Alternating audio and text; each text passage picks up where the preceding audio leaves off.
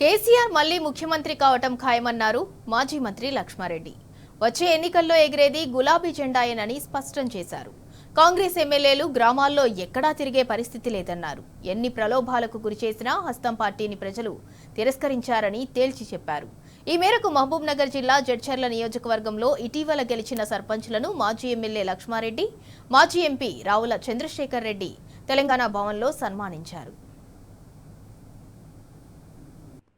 కూడా ఎక్కడ చూసినా టీఆర్ఎస్ వైపే ప్రజలు మొగ్గు చూపుతున్నారు.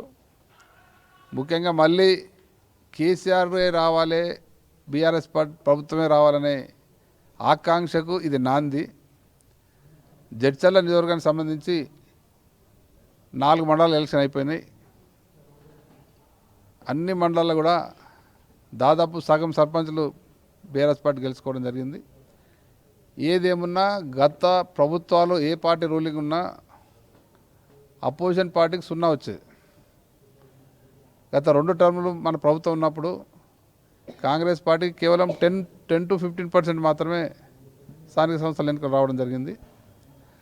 మరి రెండోది ఇప్పుడు దాదాపు 40% to 50% సీట్లు మరి సర్పంచులు కానీ అన్ని గ్రామాల్లో ఎన్నిక జరుగుతూ ఉంది.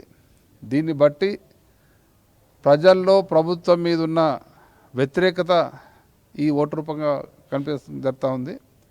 అట్లాగే మళ్ళీ కేసీఆరే ముఖ్యమంత్రి కావాలి, బీఆర్ఎస్ ప్రభుత్వం రావాలి, బీఆర్ఎస్ పార్టీ ఉంటేనే కేసీఆర్ ముఖ్యమంత్రి ఉంటేనే మరి ప్రజలకు బాగవుతుంది అని అందరికీ అర్థమైంది.